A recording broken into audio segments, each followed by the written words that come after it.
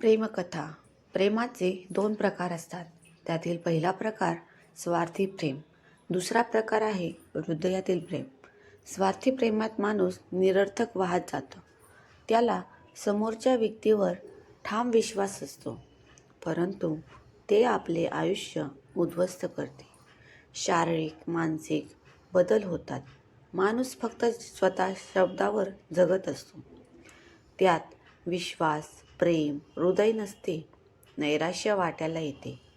एकतर्फी प्रेम जीव देते किंवा जीव घेते, परंतु असे आयुष्य न जगता त्यावर विस्मरण करणे काळाची गरज आहे. त्यासाठी झुरत बसणे म्हणजे आयुष्यातील सोनेरी क्षण गमावून बसणे होय.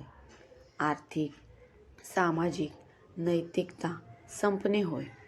समोरची व्यक्ती आपल्याला त्यात फसवू शकते, मानसिक गुलाम बनवू शकते.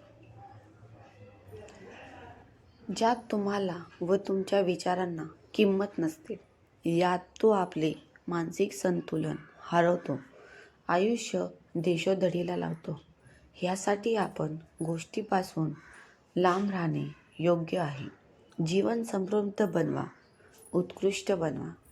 स्वतः विकसित होण्यासाठी तरुणांनी अशा फसव्या प्रेमापासून दूर राहावे.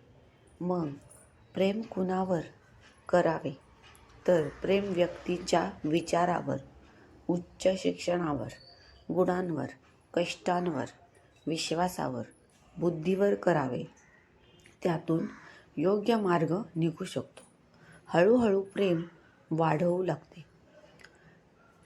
विकास दोघांचाही होऊ शकतो. प्रेम करताना त्याची व तुमची वैचारिक पातळी तपासा, नाहीतर आयुष्यात घाईचा निर्णय डोकेदुखी ठरू शकतो. हृदयातील प्रेम तुमच्या प्रामाणिकपणे सुखदुःख जाणते, आयुष्यभर साथ देते, गरिबीत आधार, सहारा असते.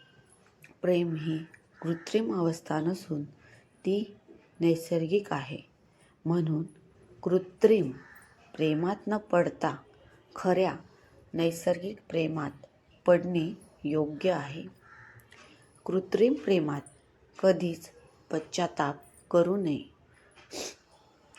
आनंदी जीवन जगावे, स्वास्थ्य टिकवावे, कारण सिर सलामत तो पगडी हजार.